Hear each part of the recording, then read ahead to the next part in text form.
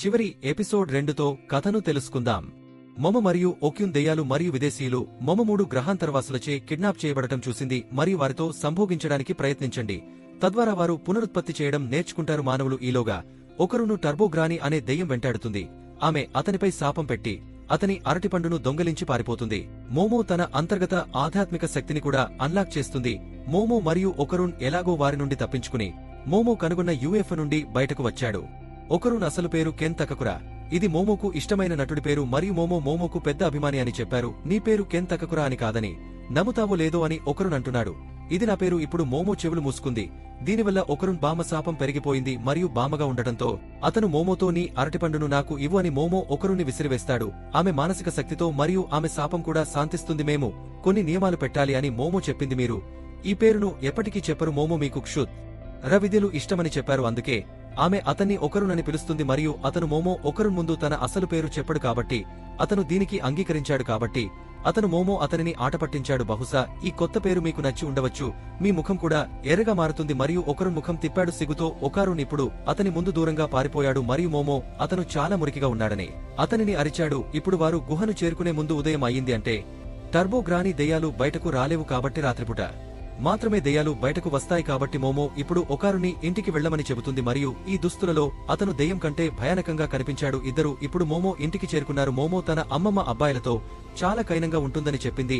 ఆమె మోమోని దాదాపు చంపేసింది. మాజీ బాయ్ ఫ్రెండ్ ఇప్పుడు ఒకరున్ గేటు లోపలికి అడుగు పెట్టగానే అతని శరీరంలో మంటలు వ్యాపించాయి మరియు అతను కాల్చడం ప్రారంభించాడు. మోమో ఒకరుని సమీపంలోని నదిలోకి విసిరాడు మరియు అతను రక్షించబడ్డాడు.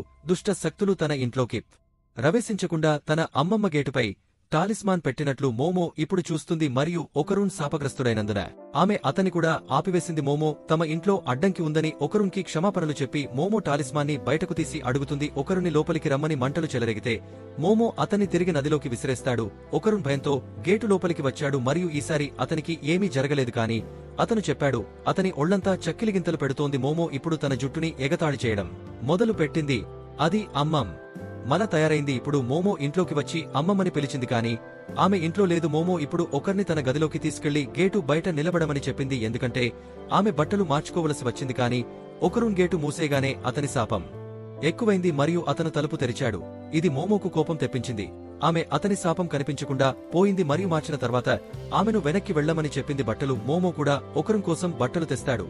ఇవి సాధారణంగా అమ్మాయిల బట్టలు అయితే ఇప్పుడు ఇది పనిచేస్తుంది. మోమో మీ అరటిపండు మాయమైంది అని ఒకరుని అడిగాడు. టర్బో బామ్మ ఒకరున్ అరటిపండు దొంగిలించాడని చెప్పింది, అందుకే అతన్ని తిట్టాడు. ఇది వినండి, ఒకరున్ తన ప్యాంటును తనిఖీ చేస్తాడు. నిజంగా ఏమీ లేదు అని మోమో ఇప్పుడు జోక్గా చెప్పాడు. అతను కూడా ఒకరుని చూడాలని కోరుకుంటున్నాడని అతనిని స్పష్టంగా తిరస్కరించాడు. దానిపై మోమో ఎప్పుడు చెప్పింది అక్కడ ఏమీ లేదు, అలాంటప్పుడు ఒకరిని చూపించడంలో సిగ్గు ఏముంది అని, ఏదో ఉంది కదా అని ఒకరుని చూపించడు అని. ఇప్పుడు మోమో మీద కోపం మొదలవుతుంది. అది తన తప్పు అని అతనే గుహలోకి వెళ్లమని సవాల్ విసిరాడు. నీ పనికిరాని కథలు చెప్పడానికే నువ్వు నా దగ్గరకు వచ్చావని మోమో అంటాడు. అందుకే మోమో అతనితో పందెం వేశాడని ఒకరున్ చెబుతాడు. తనకు ఎప్పుడూ స్నేహితుడు కావాలి కాబట్టి మోమో అతని వద్దకు వెళ్లినప్పుడు ఒకరున్ కోరుకోలేదు.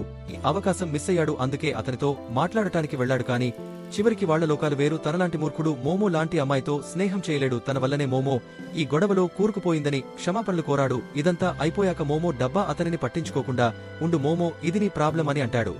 వారు తమలో తాము క్షుద్ర విద్యల గురించి చాలా మాట్లాడుకుంటారు. ఇది విని ఒకరున్ కళ్ళు కన్నీళ్లు కార్చాయి. మోమో అతనికి ఏదో చెప్పమని చెప్పింది. దానిపై ఒకరు మీరు చాలా నీచంగా ఉన్నారని, మీరు అవతలి వ్యక్తిని అవమానించారని. ఇది విని మోమో కోపంగా మరియు అతనితో పోరాడటం ప్రారంభించాడు.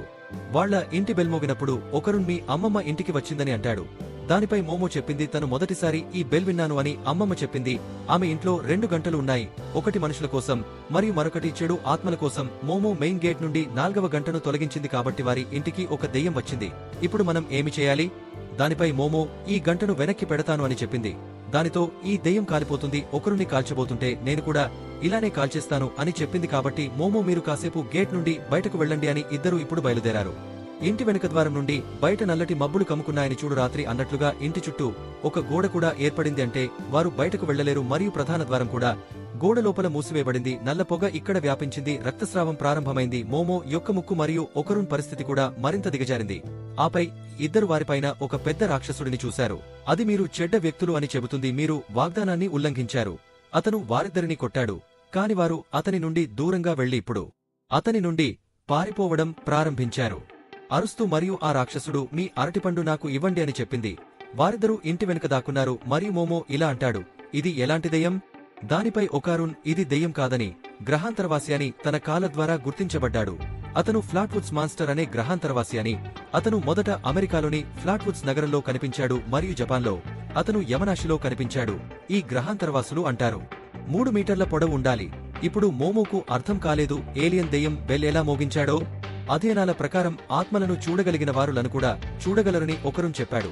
సాధారణ మాటలలో దెయ్యాలు మరియు గ్రహాంతరవాసులు ఉమ్మడిగా ఏదో కలిగి ఉండాలి. మోమో ఇది గ్రహాంతరవాసి అని చెబుతుంది. నిన్నటి నుండి ఆ గ్రహాంతరవాసులకు స్నేహితుడు.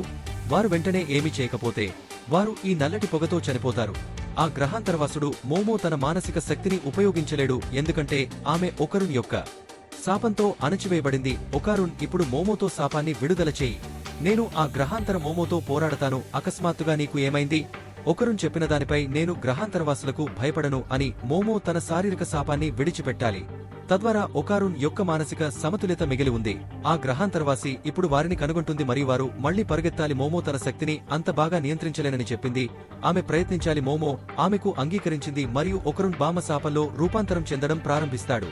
అప్పుడు గ్రహాంతరవాసి వారిపై పెద్ద దాడి చేస్తాడు. కాని ఇప్పుడు ఒకరున్ శాపంతో రూపాంతరం చెందాడు మరియు అతను మోమోని ఎత్తుకుని దాడి నుండి ఆమెను దూరంగా తీసుకెళ్తున్నాడు. ఇప్పుడు ఒకారున్ పూర్తిగా మారిపోయి యానిమే హీరోలా మాట్లాడటం మొదలుపెట్టాడు. ఈ శక్తి అద్భుతంగా ఉంది, కానీ నేను డిప్రెషన్లో ఉన్నాను. నా మనస్సు పూర్తిగా చల్లగా ఉంది మరియు అంతా అదుపులో ఉంది. మోమోకు అర్థం కాలేదు. క్షమించండి, క్షమించండి, నేనొక వింత అబ్బాయిని. ఇది కెన్ తకకురా మోమో యొక్క ప్రసిద్ధ పంక్తి. ఇది కోపంతో అతనికి ఈ లైన్ కొట్టడం ఆపు అని చెబుతుంది. ఆ గ్రహాంతరవాసి వారి వద్దకు వచ్చి ఒకరుణ్ణి తన చేతులతో చితకబాదాలని ప్రయత్నిస్తాడు. కాని ఒకరున్ శరీరం అక్కడి నుండి దూరంగా కదులుతుంది మరియు అతను గ్రహాంతరవాసి వేళ్లను కత్తిరించాడు. దంతాలు ఇది బామ యొక్క నిజమైన శక్తి. ఒకరున్ చాలా వేగంగా ఉంది. మోమో చూడలేకపోయాడు. కాని అప్పుడు ఒకరున్ అకస్మాత్తుగా రక్తాన్ని వాంతి చేస్తాడు. ఆ గ్రహాంతరవాసి ఒకరున్పై మళ్లీ దాడి చేసి అతనిని చితకబాదాలని ప్రయత్నిస్తాడు. కాని మోమో ఒకరుని ఆమె నుండి దూరం చేస్తాడు. అతను మోమోకు క్షమాపణలు చెప్పాడు. అతని శరీరం శాపం యొక్క శక్తిని భరించలేకపోతుంది. ఇది అతని శరీరంలోని మిలియన్ల ముక్కలుగా అనిపించింది. మానవ శరీరం అంత వేగంగా కదలదు. ఈ గ్రహాంతరవాసిని ఎలా ఓడిస్తారో తెలియదు. ఇప్పుడు గ్రహాంతరవాసి సుమో రెజ్లర్లా పోరాడుతున్నాడని మోమో గమనించాడు. వారు తమ చేతులతో నేలను తాకినట్లయితే వారు దాడి చేయాలని ఆలోచిస్తారు. ఒకరున్ పాదాలు అతనిని చితకబాదారు కాబట్టి ఒకరున్ శాపంగా మారాడు మరియు ఇద్దరూ అతని పాదాల వైపు పరిగెత్తారు. ఒకరున్ మెరుపు వేగంతో గ్రహాంతరవాసి కాలును విరగొట్టాడు. మోమో కూడా తన శక్తితో గ్రహాంతరవాసిని నలిపివేస్తుంది మరియు అతని ఒక చేయి భూమిని తాకగానే ముగుస్తుంది. కాని గ్రహాంతరవాసి మరో 2 కాళ్లు పెంచి మోమోని తన మరో చేత్తో కొట్టాడు. అయితే మోమో ఒకారున్ శాపాన్ని నియంత్రించాడు మరియు గ్రహాంతరవాసిని మోసగాడు అని పిలుస్తాడు. గ్రహాంతరవాసి మోమోను మళ్లీ కొట్టడం ప్రారంభించాడు. ఇది ఒకరును బాధపెడుతుంది. అతను తన శాపాన్ని విడిచిపెట్టమని మోమోను వేడుకున్నాడు, లేకుంటే ఆమె చనిపోతుందని. ఇదివరకు గ్రహాంతరవాసి గోడకు లోతైన రంధ్రం చేశాడు. వాస్తవానికి ఇది మోమో యొక్క ప్రణాళిక, ఎందుకంటే ఇప్పుడు ఆమె ప్రధాన ద్వారం నుండి బయటకు వచ్చింది. మోమో లాగుతుంది. ఒకరున్ రంధ్రంలోకి ప్రవేశించి శాపాన్ని తిరిగి గేట్పై ఉంచాడు. ఇది గ్రహాంతరవాసిని బూడిదగా చేస్తుంది. ఇప్పుడు వారు వాస్తవ ప్రపంచంలోకి తిరిగి వచ్చారు మరియు ప్రతిదీ సాధారణ స్థితికి వచ్చింది. ఇప్పుడు వారు ఊపిరి పీల్చుకోగలరు. కాని ఒకరున్ శాపం మోమో నియంత్రణలో లేదు. ఒకరున్ హెయిర్ స్టైల్ మారిపోయిందని మోమో గమనిస్తాడు. ఇప్పుడు మోమో అపస్మారక స్థితికి చేరుకుంది మరియు ఒకరున్ శాపం ఆమెను అధిగమించింది మరియు ఆమె టర్బో గ్రానిగా మారుతుంది. మరియు ఈ ఎపిసోడ్ ఇక్కడ ముగుస్తుంది. కాబట్టి వారు చెక్క గ్రహాంతరవాసుల నుండి సురక్షితంగా ఉన్నారు. కాని ఎవరు టర్బో గ్రాని నుండి